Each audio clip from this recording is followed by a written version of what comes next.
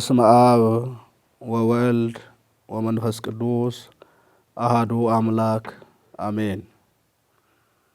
በጨለማ የሄደ ሕዝብ ብርሃን አየ። ክቡራን ሊቃውንተ ቤተ ክርስቲያን፣ አበው ካህናት፣ አኀው ዲያቆናት፣ በአገር ውስጥም በአገር ውጭ ሆናችሁ ይህንን ታላቅ መርሃ ግብር በመከታተል ላይ የምትገኙ የልዑል እግዚአብሔር ቤተሰቦች፣ የእመቤታችን የወላዲተ አምላክ የቅድስተ ቅዱሳን የንጽሕተ ንጹሐን የምልዕተ ክብር የምልዕተ ውዳሴ የወላዲተ አምላክ የድንግል ማርያም ወዳጆች ሁላችሁም በኃያሉ አምላካችን በልዑል እግዚአብሔር ፍጹም ሰላም እንደምን ዋላችሁ? አምላካችን ልዑል እግዚአብሔር በምሕረቱና በቸርነቱ ጤና ጠብቆ ለዚህ ዕለትና ለዚህ ሰዓት ብሎም ለልደቱ በዓል ሁላችንም ስላደረሰን የተመሰገነ ይሁን። እንደ እግዚአብሔር አምላካችን ጊዜ የምንማማርበት የትምህርታችን ርዕስ የሚሆነን በዚህ በትንቢተ ኢሳይያስ ምዕራፍ 9 ቁጥር 2 ላይ በተጻፈው ኃይለ ቃል መነሻ አድርገን እንማማራለንና የተሰወረውን የሚገልጽ የራቀውን የሚያቀርብ ለአባቶቻችን ምስጢሩን ጥበቡን የገለጸ ልዑል እግዚአብሔር ለሁላችን ምስጢሩን ጥበቡን እንዲገልጽልን መልካም ፈቃዱ ይሆንልን። የእመቤታችን የወላዲተ አምላክ የድንግል ማርያም በረከቷ፣ ረድኤቷ፣ ጣዕመ ፍቅሯ በረከቷ በሁላችን ላይ ይደርብን። እንደ እግዚአብሔር አምላካችን መልካምና በጎ ፈቃድ በጨለማ የሄደ ሕዝብ ብርሃን አየ በሚለው የእግዚአብሔር ቃል መነሻነት እንማማራለን። ይህንን ቃል የተናገረው ነቢየ ልዑል ቅዱስ ኢሳይያስ ነው። ቅዱስ ኢሳይያስ ስለሚመጣው በተናገረበት ትንቢቱ የእስራኤልን ሕይወት አኗኗር በገለጸበት ታሪኮ ይሄን ቃል ተናግሮታልና እንግዲህ ሁላችን ይህ በዓል ከጨለማ ወደ ብርሃን የወጣንበት፣ ከሞት ወደ ሕይወት የተሸጋገርንበት፣ ከባርነት ወደ ነጻነት የመጣንበት በዓል ስለሆነ በጨለማ ሰው እንዴት ሊሄድ ቻለ የሚለውን ቃል ከኋላ ካነሳን በኋላ እንዴትስ ደግሞ እግዚአብሔር በሚደንቅ ቸርነቱና ምሕረቱ ወደ ብርሃን እንዳወጣን አብረን የምናየው ይሆናል። ሁላችን እንደምናውቀው ሰው ልጅ በእግዚአብሔር አርአያ በእግዚአብሔር መልክ የተፈጠረ በንጹሕ እጆቹ የተሰራ ሕያው ሆኖ ለዘላለም እንዲኖር እግዚአብሔር ከባሕረ ሥጋ ከባሕረ ነፍስ ፈጥሮታል። የፈጠረው ሰው ልጅም የዘላለም እንዲኖር እግዚአብሔር የሕይወት እስትንፋስ እፍ አለበት፣ ሰውም ሕያው ፍጡር ሆነ ይላል። እንግዲህ ታሪካችን ከፍጥረታችን ጀምረን ስናይ እግዚአብሔር ከሌሎቹ ስነ ፍጥረት አልቆ አብልጦ ወዶ በቃሉ በሐሳቡ በእጆቹ ሥራ እንድንገለጥ አድርጎናል። እንግዲህ ሰው የእነዚህ ሁሉ የጸጋ ባለቤት ነው። መጀመሪያ ሰው ማን ነው ስንል ሰው ብቸኛ የእግዚአብሔር መልክ የተሳለበት የእግዚአብሔር አርአያ ያለበት የእግዚአብሔር ንጹሐን እጆቹ የፈጠሩት የእግዚአብሔር ሐሳብ የገለጠው ቢኖር የሰው ልጅ ነው። ዘፍጥረት ምዕራፍ 1 ቁጥር 26 ላይ ሰውን በመልካችን እንደ ምሳሌያችን እንፍጠር ብሎ ቁጥር 28 ላይ ደግሞ እግዚአብሔር ሰውን ወንድና ሴት አድርጎ ፈጠረ ይላል። እንግዲህ ይህ ሰው ሲፈጠር ለዘላለም ብርሃን ለብሶ እግዚአብሔርን አመስግኖ ሞትን ሳያይ ለዘላለም ሊኖር ነበረ። ነገር ግን ሰው የተሰጠውን ነፃ ፈቃድ ተጠቅሞ እግዚአብሔርን የማምለክ በብርሃን የመኖር እድሎን በሚጠፋ በሚያልፍና በሚቀር ጉዳይ ላይ ሲያስቀምጥ ከእግዚአብሔር ተለየ ይላል። ይሄ እንግዲህ በዘፍጥረት ምዕራፍ 1 ላይ የምንመለከተው ሰው ልጅ በመልኩ እግዚአብሔር ከፈጠረው በኋላ ዘፍጥረት ምዕራፍ 2 እና 3 ላይ ደግሞ ስንመጣ ሰው እንዴት እግዚአብሔርን እንደበደለ፣ ሰው እንዴት እግዚአብሔርን እንዳሳዘነ እንመለከታለን ማለት ነው። እንግዲህ የሰው ልጅ በፍጥረቱ እንዲህ አይነት ውብ ሆኖ ተፈጥሮ እያለ እግዚአብሔር ገነትን የመሰለ ቦታ ሰጥቶት በዛ ስፍራ እሱን እያመሰገነ ሞትን ሳይ ለብዙ ዘመናት እንዲኖር ነበርና ሰው ግን በዛ ጉዳይ ባለመታመኑ ከእግዚአብሔር ተለይቷል። ስለዚህ ነው እግዚአብሔርም አዳምን በደሉን አውቆ ስተቱን አውቆ ጥፋቱ ተረድቶ እርቃኑ መሆኑ ተገልጦለት አዳምም ይላል ራቁቱን ቀረ። ሲያያት ሔዋንም ፊት ለፊት እርቃኗን ናት። ሔዋንም እሱ ስታየው አፈረች። ሁለቱም ሸሹ ይላል። በዛፍ እንጨት ስርም ተደበቁ፣ የዛፍንም ቅጠል ለበሱ ይላል። እንግዲህ ይህንን መተርጉማን አባቶቻችን ሲያስተምሩን ለምንድን ነው አዳም በዕፁ ስር የተደበቀው ቢባል የዕፅ ፍሬ በልቶ አዳም ከገነት ቢወጣ በዕፅ ተሰቅሎ ወደ ክብሩ የሚመልሰው አምላክ እግዚአብሔር እንደሚኖር ሲገልጥ አዳም በእግዚአብሔር ቸርነት ድኖ ወደ ነበረበት ክብሩ እንደሚመለስ ባደረበት ጸጋ ተረድቶ በዛች እንጨት ስር ተሸሸገ ይላሉ። ምንም እንኳን የዕፅ ፍሬ በልቼ በወርቅ የዕፅ ቅጠል ደግሞ ለብሼ ደበቃለሁ ቢል ካንተ የሚሰወርበት ካንተ የሚሸሸግበት ቦታ የለም። ምክንያቱም እግዚአብሔር ምሉ በኩልሄ ነው፣ በሁሉ ቦታ ያለ ዓለምን በእጆቹ መዳፍ ይዞ የሚገዛ የሚያስተዳድር ነው የኔና የናንተ አምላክ ልዑል እግዚአብሔር። ስለዚህ ሰው በዚህ አይነት መልኩ ከተፈጠረ በኋላ እግዚአብሔርን በደለው። ከዛም በኋላ እግዚአብሔር በአዳም በሔዋን ላይና በእባቡ ላይ ፍርዱን ፈረደ ይላል። ከዛን ጊዜ ጀምሮ ሰው ከገነት ተሰደደ፣ ጸጋውን ሁሉ ተገፈፈ፣ ነፃነቱን አጣ፣ ልጅነቱን ተወሰደበት። ስለዚህ የሰው ልጅ በዚህ አይነት መልኩ ከልዕልና ገነት ወደ ምድረ ፋይድ ስፍራ መቀበያ ቦታ ላይ ወደቀ ይላል። መከራው ጸናበት፣ ብዙ መስዋዕት አቀረበ። በመስዋዕቱ የሰው ልጅ ገነት ሊገፍት አልቻለም። ብዙ ካህናት ተነሱ፣ መስዋዕት ሰውተዋል። የበደል ኃጢአት ማስተሰሪያ መስዋዕት፣ የይቅርታ መስዋዕት አቅርበዋል። በዚህ ሁሉ ገነትን ሊያገኙ አልቻሉም። ስለዚህ ምንድነው እግዚአብሔር በገባለት ኪዳን መሰረት ከልጅ ልጅ ተወልጄ አድንሃለሁ የሚለው ጊዜው እስኪፈጸም ድረስ እነሱም አባቶቻችን በብዙ ህብርና በብዙ ምሳሌ ነገረ ድህነትን ሲገልጡት ነበረ ይላል። ለምሳሌ ሙሴ በሐመልማሉ ከነበልባሉ ጋር ተዋህዶ ሲመለከት እናያለን። ያ ነበልባል ያቺ ሐመልማል ማናት ብንል አዲስ ኪዳን ላይ ተፈጽሞ የምናየው ምስጢረ ሥጋዌ ነው። ስለዚህ የእግዚአብሔር ቤተሰቦች ይሄን ሁሉ በምሳሌ ይረዱ ነበር አባቶቻችን። በኋላም ከአዳም አብራክ በሃይማኖት የተወለዱ ነቢያት፣ አበይት ነቢያት፣ ደቂቀ ነቢያት ተነስተዋል። ነቢያት አፈ እግዚአብሔር ናቸው።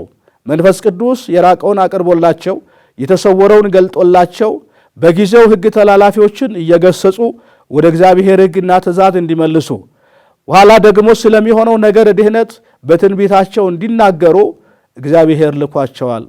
እነዚሁም በዚሁ መሰረት ለላካቸው ለእግዚአብሔር ታምነው ጸንተው እግዚአብሔር እንደሚገለጥ በጨለማ የሚሄድ ሕዝብ ወደ ብርሃን እንደሚወጣ ነቢዩ ኢሳይያስ ከአበይት ነቢያት መካከል አንዱ ይሄን ቃል ተናግሮታል ማለት ነው። ስለዚህ ነው እንግዲህ በጨለማ የሄደ ሕዝብ ብርሃን አየ። ሰው በራሱ መንገድ ሲሄድ ጨለማ ውስጥ ገባ። ሰው የራሱን ፍላጎት ሲያሳድድ ጨለማ ውስጥ ገባ። ሰው መስማት የማይገባውን ሲሰማ ጨለማ ውስጥ ገባ። ዛሬም ዓለማችን ላለው ይሄ ነው። መስማት ያለብን ማንን ነው ሲባል የእግዚአብሔር አካል የሆነችው ቅድስት ቤተ ክርስቲያንን ነው። ቅድስት ቤተ ክርስቲያን የእግዚአብሔር አካሉ ናት። እግዚአብሔር በደሙ የመሰረታት ናት። ትምህርቷም ከሱ የተቀበለችው በሐዋርያት የጸናላት የነቢያት ትንቢት የተተረጎመባት የአበው ስብከት ያጸናት የክርስቶስ ደም የመሰረታት ናት ቤተ ክርስቲያን። ስለዚህ መስማት ካለብን ሕይወት ከሚፈልቅበት ከቤተ መቅደስ የእግዚአብሔርን ቃል መስማት ያስፈልጋል። አዳም የእግዚአብሔርን ቃል ከሚሰማበት ከገነት ወጣ፣ መከራ ወደሚሰማበት ምድር መጣ። ዛሬም በምድራችን ላይ ብዙ አይነት መከራዎች እናያለን፣ ብዙ አይነት ስቃዮች እናያለን። የእግዚአብሔር ቤተሰቦች ይሄ የጽድቅ ውጤት አይደለም።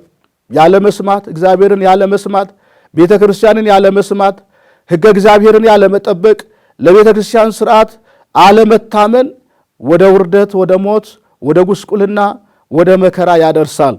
ስለዚህ የእግዚአብሔር ቤተሰቦች አዳም እግዚአብሔርን ባለመስማቱ የመጀመሪያው ከክብር ተዋረደ፣ ከጸጋው ተገፈፈ። ከርስቱ ተሰደደ። ይሄ መከራ ጸናበት። 5500 ዘመን የጨለማ ዘመን ኖረ። ይህንን ነው ኢሳይያስ በጨለማ የሄደ ሕዝብ አለ። ሰው መቼም ከእግዚአብሔር ሲለይ ድንግዝግዝ ጨለማ ውስጥ ነው ያለው። አስፈሪ ጨለማ ውስጥ ነው የሚገባው። ስለዚህ ከእግዚአብሔር መለየት የከፋ ሌላ በደል የለም። ሰው ከእግዚአብሔር ሲለይ በደሉ እጅግ የከፋ ነው፣ መከራውም እጅግ በዛ ነው። ስለዚህ ከእግዚአብሔር ተለየ አዳም፣ ሕይወቱ ጎሰቆለ፣ ጸጋው ተገፈፈ፣ ልዕልና አጣ። ይገዛቸው የነበረ የእሱ ገዢዎች ሆኑ፣ ያዛቸው የነበረ ታዛዣቸው እንዲሆን ሆነ። ስለዚህ እግዚአብሔር ነቢያትን አስነሳ። በአባቶች በምሳሌ የተነገረው በነቢያት ደግሞ በትንቢት ይነገር ዘንድ አምላካችን እግዚአብሔር ነቢያትን አስነሳ። ነቢያቱም ተነሱ፣ ስለ ነገረ ልደቱ ፈኑ እዴከ እማርያም፣ እጅህን ከላይ ከአርያም ላክ አሉት። እንግዲህ እጅ ከላይ ከአርያም እንዲመጣ ተመኝተዋል። ርቀዋልና ለመቅረብ፣ ወርቀዋልና ለመነሳት፣ ታስረዋልና ለመፈታት ቀኝ ያስፈልጋል፣ እጅ ያስፈልጋል። ተርበዋል ተጠምተዋልና እጅ ያስፈልጋል፣ የሚያበላ የሚያጠጣ ሕዝብ። እንግዲህ እጅ መላ አካልን ይመግባል፣ መላ አካልን ያጠጣል። ስለዚህ ሰው ተርቦ ስለነበረ የሚያበላው፣ ተጠምቶ ስለነበረ የሚያጠጣው፣ ታርዞ ስለነበረ የሚያለብሰው እጅ ያስፈልገው ስለነበረ እነ ቅዱስ ዳዊት ቀኝ እጅህን ላክ። ቀኝ የተባለው እግዚአብሔር ወልድ ኢየሱስ ክርስቶስ ነው። መዝራይቱ ለአብ እንደሚሉት አባቶቻችን የአብ ቀኝ እጁ ነው። የራቀው የቀረበበት፣ የወደቀው የተነሳበት፣ የታሰረው የተፈታበት፣ የጎሰቆለው የከበረበት፣ የተራበው የበላበት ያ ቀኝ እጅ እግዚአብሔር እንዲመጣ ነቢያት በትንቢት ተነበዩ። ይሄ ብቻ አይደለም፣ ፈኑ ብርሃነከ ብለዋል። ብርሃንን ላክ፣ ብርሃንን ላክ ወደ ጽድቅ ለመውጣት፣ ወደ ክብር ለመመለስ፣ ወደ ልዕልና ገነት ለመግባት፣ የተዘጋች ገነት እንድትከፈት፣ የራቀው የሰው ልጅ ወደ እግዚአብሔር እንዲቀርብ፣ ምሕረት እንዲደረግለት ብርሃን ላክ አሉ። ያ ብርሃን ያ ቀኝ እጅ እግዚአብሔር ወልድ ኢየሱስ ክርስቶስ ከላይ ከአርያም ወደ ምድር መጣ።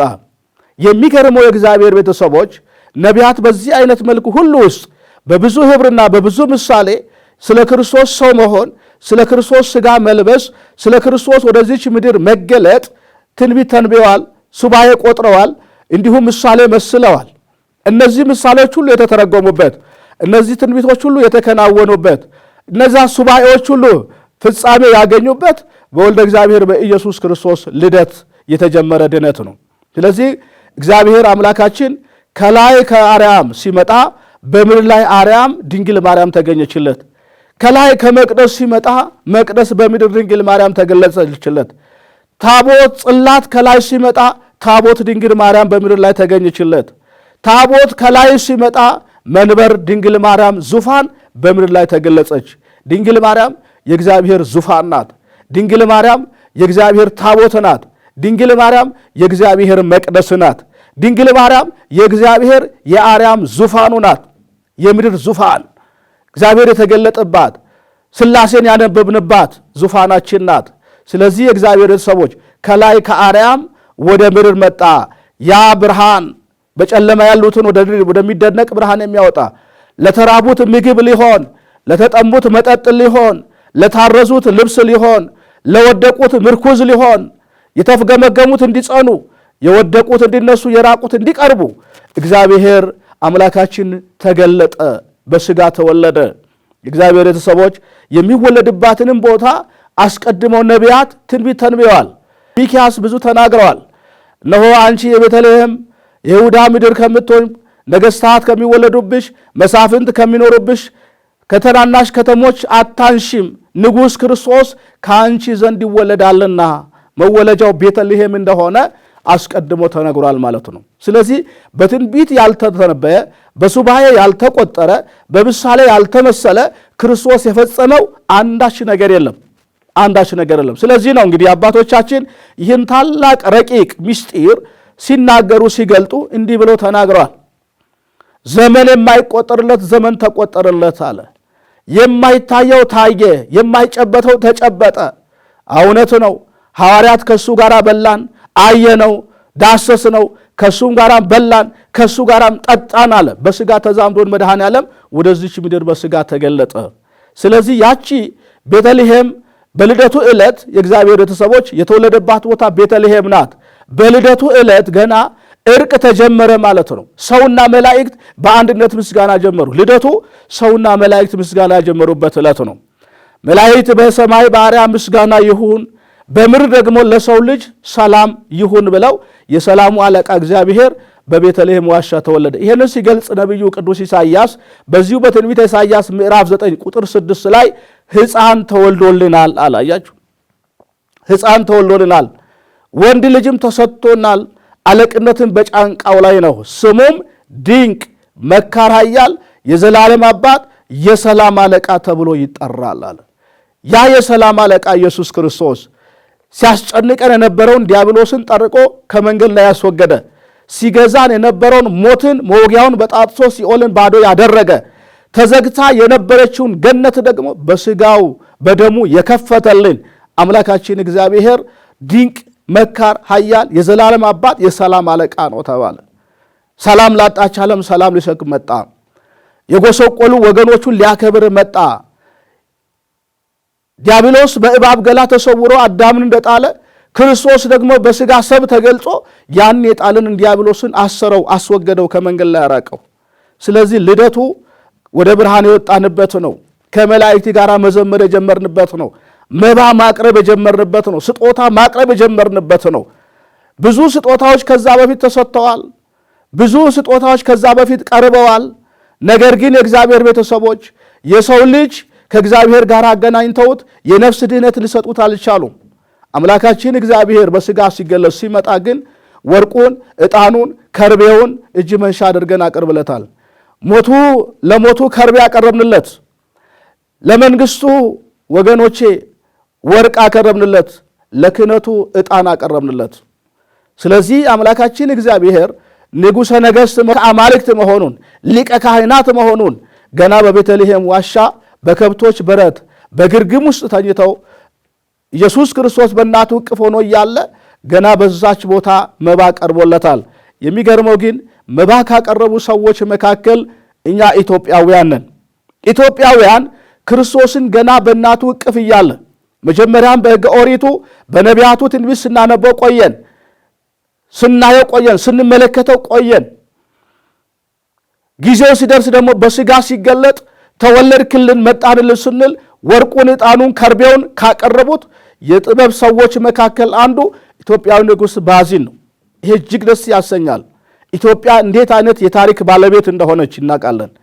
ገና በሕገ ኦሪቱም ስንመለከት ኦሪት ዘኍልቍ ምዕራፍ 12 ላይ ስንመለከት አምላካችን እግዚአብሔር የሙሴን ባለቤት ኢትዮጵያዊት እንደሆነ መጽሐፍ ቅዱስ ይገልጽልናል። እንግዲህ ሙሴ ለእግዚአብሔር ሕዝብ የቃል ኪዳን ታቦት ከእግዚአብሔር የተቀበለ፣ የመቅደሱን አሰራር ስርዓት ከእግዚአብሔር የተማረ፣ ስርዓተ አምልኮውን ከሰማይ ተቀብሎ የመጣ፣ ያንን ከሰማይ የሰማውን በምድር ላይ የገለጠ ታላቅ እግዚአብሔር ነቢይ ነው ሙሴ።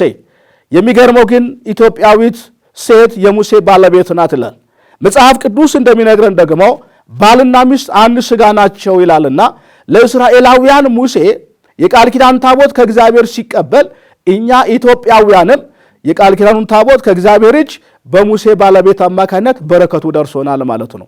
ስለዚህ የኦሪቱን ስርዓት ሲመሰረት ባለቤቶች ነበርን። የጌታ ልደትም ደግሞ መባ ካቀረቡ ሰዎች መካከል አንዱ ነን። ስለዚህ ነው ኢትዮጵያን ሀገረ እግዚአብሔር ከሚያሰኛት ትላላቅ ምስጢራት መካከል አንዱ ይሄ ነው። ስለዚህ የእግዚአብሔር ቤተሰቦች ሁላችንም ይሄ ልደት ድነታችን የተወጠነበት እንደሆነ ማሰብ ያስፈልገናል። ሊያነሳን በከብቶች በረት የወደቀው ጌታ እንደሆነ ማሰብ ያስፈልገናል። እንባችንን ሊያብስ በከብቶች ግርግም ያለቀሰው ጌታ እንደሆነ ማሰብ ያስፈልገናል። ይሄን ጌታ እንደማታውቅ እቺ ቤተክርስቲያን አድርገው የሚናገሩ አንዳንድ አካላት ይኖራሉ። እነሱ አላወቋትም። እቺን ቤተክርስቲያን እውነቷን አልተረዷትም። ባላወቁት መፍረድ ቀላል ነው። ሲያውቁበት መኖር ደግሞ ሕይወት ነው። ስለዚህ ባለማወቅ የወጡ ወገኖቻችን የዚች ቤተክርስቲያን ጥልቅ ምስጢር ሊገባቸው ያስፈልጋል። በዚች ቤተክርስቲያን ውስጥ ያለን ደግሞ ከላይ እስከ ታች ያለን አገልጋዮችም ተገልጋዮች እኛ በምን አይነት ጽኑ መሰረት ላይ እንደታነጽን ጠንቅቀን አውቀን በሃይማኖታችን ልንጸና ያስፈልጋል። እንግዲህ የጌታን ልደት ስናስብ ወገኖቼ ሁላችንም በሕሊናችን ሊመጣ የሚገባው ሰው እንዴት ካለ ውርደት ቦታ ወደ ክብር እንደተነሳ ማሰብ ያስፈልጋል። ከሞት መንደር ወደ ሕይወት እንደተጠራ ማሰብ ያስፈልጋል። ከጨለማው ዓለም ወደ ብርሃን እንደወጣ ማሰብ ያስፈልጋል።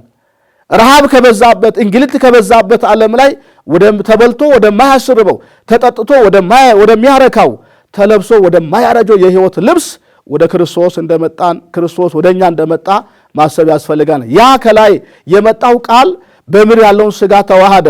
እንግዲህ አምላካችን እግዚአብሔር ከላይ የቃል ርደት የሥጋ ደግሞ እርገት የተከናወነበት ምስጢረ ተዋህዶ ነው ማለት ነው።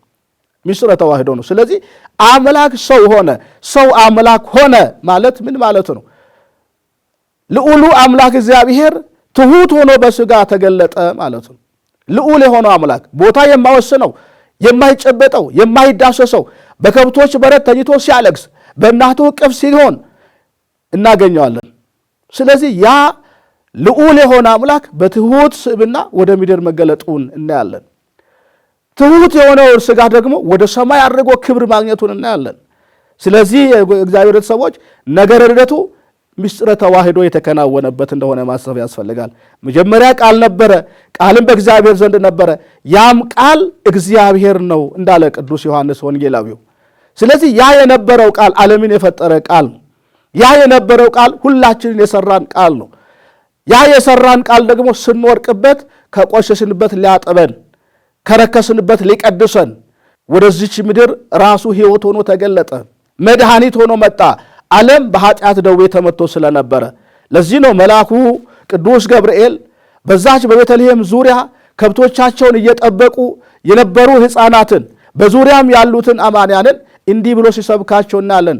እነሆ ታላቅ የምሥራች ልነግራችሁ መጥቻለሁና አትፍሩ፣ ዛሬ መድኃኒት የሆነ ጌታ እርሱም ክርስቶስ ተወልዶላችኋል ይላል። አያችሁ፣ ተወለደልን የእኛ ጌታ፣ እኛን ሊቤዠን፣ እኛን ሊያድነን፣ እኛን ሊታደገን፣ እኛን ሊያነሳን፣ እኛን ሊያከብረን፣ እኛን ሕይወት ሊሰጠን፣ እኛን ከዲያብሎስ ግዛት ከሞት ባርነት ነፃ ሊያወጣ አምላካችን እግዚአብሔር ተወለደ። የተወለደልን ለእኛ ነው፣ እኛን ሊያከብረን ነው። እሱ ምን የሚያገኘበት ነገር የለም።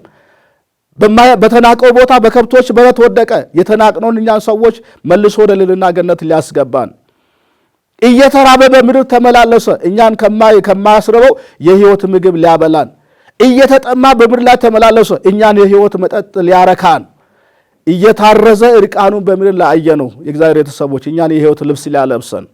ስለዚህ ያ የተገለጠው ጌታ እኛን ፍለጋ እንደሆነ፣ እኛን ሊያነሳ እንደሆነ፣ እኛን ሊያከብር እንደሆነ፣ ከእኛ ሊዛመድ እንደሆነ፣ ሕመማችን ሊታመም እንደመጣ፣ ደዌያችን ሊሸከም እንደመጣ እያንዳንዳችን ማሰብ ያስፈልገናል። ስለዚህ ልደቱ ሥጋዊ ፈቃድ በማድረግ የምናከብረው ሳይሆን መንፈሳዊ ስርዓት በማክበር የምናፈጽመው በዓል ነው፣ የምናከብረው በዓል ነው። መሆን ያለበት ይሄ ነው። በዓል ሲመጣ ችቦ የሚለኮስበት፣ ዳንስ የሚዘፈንበት፣ ድልቅ ተብሎ ዓለም ውስጥ የሚዘለልበት አይደለም። መንፈሳዊ ሐሴት ነው ማድረግ ያለብን። እንዴት እግዚአብሔር እንዳከበረን፣ እሱ ባያከብረን ኖሮ እኛ አቅም የለን ምንም የማንረባ መሆናችንን በዚህ የእግዚአብሔር ቸርነት እያደነቅን ማክበር ያስፈልገናል የእግዚአብሔር ቤተሰቦች። ስለዚህ አምላካችን እግዚአብሔር ልደቱ የታሰሩትን ሊፈታ ነው። የታሰሩትን በዚህ በዓል ማሰብ ያስፈልጋል። አምላካችን ልደቱ የወደቁትን ሊያነሳ ነው። በየመንገዱ ወድቀው የሚልሱት የሚቆርሱት ነገር የሌላቸውን ማሰብ ያስፈልጋል። ልደቱ የእግዚአብሔር ቤተሰቦች የራቅነውን ለማቅረብ ነው። ከሃይማኖት የራቁትን፣ ከምግባር የተለዩትን፣ ከጸጋ እግዚአብሔር የራቁትን ወደ ጸጋው ግምጃ ቤት ወደ ቅድስት ቤተ ክርስቲያን እንዲመጡ እንዲመለሱ ሁላችን ምሳሌ የሚሆን ሕይወት ሊኖረን ያስፈልጋል። የጌታ ልደት ዝም ብለን የሆነ ቀን አክብረን ሴሪሞኒ አድርገን የምናልፈው አይደለም። በሕይወት ዘመናችን ሁሉ የተደረገልንን ቸርነት እያሰብን የምኖርበት ሕይወት ነው። እየተረዳን የምኖርበት ሕይወት ነው። ውድ የእግዚአብሔር ቤተሰቦች ይህን ቃል የምትሰሙ በተለያየ ቦታ ያላችሁ በምንም ሕይወት ውስጥ ሆኑ ሁለመናችን ያማረው፣ ሁለመናችን የተቀየረው፣ ሁለመናችን ትርጉም ያገኘው በተወለደው ጌታ በኢየሱስ ክርስቶስ እንደሆነ ማሰብ ያስፈልገናል። ስለዚህ ለሱ ደግሞ መገለጫ ዙፋኑ እመቤታችን ድንግል ማርያም ናት። ሕፃኑን በእናቱ እቅፍ አየነው፣ እናቱን ደግሞ ልጇን አቅፋ አየናት። ያለ ዘርአ ብእሲ ፍጹም ድንግል ሆና አምላክን በድንግልና ጸንሳ በድንግልና የወለደች ኢሳይያስ እንደተናገረላት ዘመኑ ሲደርስ ጌታ ራሱ ምልክት ይሰጣችኋል አለ። አያችሁ፣ ዓመተ ፍዳ ዓመተ ኩነኔ የማለቂያ ጊዜው ሲደርስ እግዚአብሔር ምልክት ድንግል ማርያምን ከሐና ከኢያቄም ማኅፀን መረጠ። ምክንያቱም ቅዱስ ደክሲዮስ ታምረ ማርያምን በጻፈበት መጽሐፉ ላይ መቅድሙ ላይ ብታዩ ዓለም ከመፈጠሩ በፊት ድንግል ማርያም በአምላክ ልቦና ታስባ ትኖር ነበረ ይላል። ምን ማለት ነው ይሄ ቢባል እግዚአብሔር ምስጢረ ተዋሂዶን ይፈጽምባት ዘንድ ነው። ዓለም በኃጢአት ወርቆ እንደሚረክስ ያውቃል። እግዚአብሔር ደግሞ በእሷ ሥጋ ተገልጦ ዓለምን ሊያድን እንደሚመጣ ያውቃል። ስለዚህ ድንግል ማርያም በአምላክ ልቦና ታስባ ትኖር ነበረ ማለት እግዚአብሔር ማዳኑን የሚገልጥባት ለእናትነት የሚያዘጋጃት እሱ የሚያድርባት ንጽሕት ቅድስት መሆን አለባትና አንጽቷታል፣ ቀድሷታል፣ መርጧታል፣ ለይቷታል፣ የራሱ ማደሪያ አድርጓታል። ከመረጣት ከእናቱ ነው የተወለደው። ያለ አባት ከእናቱ ተወለደ። ያለ እናት ቅድመ ዓለም ተወለደ። በሰማይ እናት የለውም፣ በምድር አባት የለውም የእግዚአብሔር ቤተሰቦች። ስለዚህ አምላካችን በዚህ አይነት ልደቱ ነው እኛን ሊያከብረን በምድር የተገለጠው። ቅዱስ አባ ሕርያቆስም ይህን ነው እግዚአብሔር በሰማይ ሆኖ ወደ ምድር ሁሉ ተመለከተ፣ ተነፈሰ፣ አሻተተም አለ። አሻተተም የአንቺን መዓዛ ወደደ፣ ተወዳጅ የሆነ ልጁንም ወደ አንቺ ሰደደ አለ። አያችሁ፣ ወደ አንቺ ሰደደ። ምስጢር ከምስጢር ይስማማል። የአባቶቻችን ጥልቅ መለኮታዊ ምስጢር አተረጓጎም የእውቀታቸውን ልክና ጥግ መረዳት ያስፈልገናል። ምክንያቱም የሚመራቸው መንፈስ ቅዱስ ስለሆነ መንፈስ ቅዱስ ምስጢር ይገልጻል። መንፈስ ቅዱስ ምስጢር ይገልጻል። ስለዚህ ነው ነቢዩ አባቷ ቅዱስ ዳዊትም ሆይ ልጄ ሆይ ስሚ፣ ይህ ጆሮሽን ማዘንቢ፣ የአባትሽን ቤት የወገኖችሽን ቤት እርሺ፣ ንጉሥ ውበትሽን ወደዳ። አያችሁ፣ ንጉሥ ውበቷን ወዶ ከእሷ ተወለደ። እሷ ብቻ ለእሱ እናት፣ እሱ ብቻ ለእሷ ልጅ ይሆናል። እግዚአብሔር ቤተሰቦች ከሴት መካከል ልጄ ብላ የምትጠራው ያለ ድንግል ማርያም ማንም የለችም። ከሴት መካከል ልጄ ብላ ድንግል ክርስቶስን የምትጠራ እሷ ብቻ ናት። አቅፋው ጡት ያጠባችው እሷ ብቻ ናት። በማኅፀኗ ያዘችው እሷ ናት። በጀርባ ያዘለችው እሷ ናት። ስለዚህ ኪሩብ ናት ድንግል ማርያም። ያ መለኮት እሳት ከላይ ሲወርድ እንዳልነው ቅድም እንደተነጋገርነው ሙሴ ሐመልማሉ ከነበልባሉ ተዋህዶ ሐመልማሉ ነበልባሉን ሳያጠፋው ነበልባሉ ደግሞ ሐመልማሉን ሳያቃጥለው በምስጢር የተመለከታት ያቺ እመቤታችን ናት። ስለዚህ ነበልባሉ መለኮት ነው፣ ሐመልማሉ የእመቤታችን ሥጋ ነውና አምላካችን እግዚአብሔር የተዋህደው የእመቤታችን የቅድስት ድንግል ማርያም ሥጋ ነው። ቃል ሥጋ ሆነ ብሎ ቅዱስ ዮሐንስ እንደሰበከ፣ ስለዚህ የታሰሩት የተፈቱበት፣ የወደቁ የተነሱበት፣ የራቁ የቀረቡበት፣ የተራቡ የተመገቡበት፣ የተረሱ ያስታውሱበት፣ የጎሰቆሉ የከበሩበት ታላቅ ነገረ ድኅነት የተጀመረበት ስለሆነ የእግዚአብሔርን ጥልቅ ፍቅር የምንረዳበት ስለሆነ ለሰው ያለውን ፍቅሩን ሊሞትለት፣ ሊደማለት፣ ሊሰቀልለት፣ ሊወገርለት፣ ሊወጋለት፣ ሊደማለት የመጣው አምላክ በከብቶች በረት ገና በግርግም ተኝቶ አምላካችን እግዚአብሔር ለእኛ እያለቀሰ ነገረ ድኅነቱን ጀምሮታል። ስለዚህ ይሄ ልደቱ በዓል የሁላችን የድኅነት መሠረት የተጣለበት፣ ሁላችን ወደ ብርሃን የወጣንበት፣ ሁላችን ወደ ክብር የተሸጋገርንበት መሆኑን እያወቅን ከኃጢአት ከበደል ርቀን በሚበላ ሥጋዊ መጠጥ፣ በሚጠጣ ሥጋዊ መጠጥ፣ በሚበላ ሥጋዊ ምግብ፣ በሚደሰት ሥጋዊ ደስታ ሳይሆን ፍጹም በሆነው በክርስቶስ ቅዱስ ሥጋ በክርስቶስ ክቡር ደም በመቅደሱ በመገኘት ማሕሌቱን፣ ሰዓታቱን፣ አገልግሎቱን በመሳተፍ የቤተ ክርስቲያን መዓዛ ሕይወት እየሸተተን በዓሉን ልናከብር ያስፈልጋል። ሁላችንም በዓሎቻችን ለበረከት ልናደርጋቸው የሚገባው ቤተ ክርስቲያን ባስቀመጠችው የበዓል አከባበር ስርዓት ስናከብር ክብር ይሆናል፣ ጸጋ ይሆናልና አምላካችን ልዑል እግዚአብሔር በዓሉን የሰላም፣ የምሕረት፣ የጤና፣ የፍቅር ያደርግልን። ለብርሃነ ልደቱ ያደረሰን አምላካችን ለብርሃነ ጥምቀቱን በሰላም እንዲያደርሰን መልካም ፈቃዱ ይሁንልን። ወስብሐት ለእግዚአብሔር።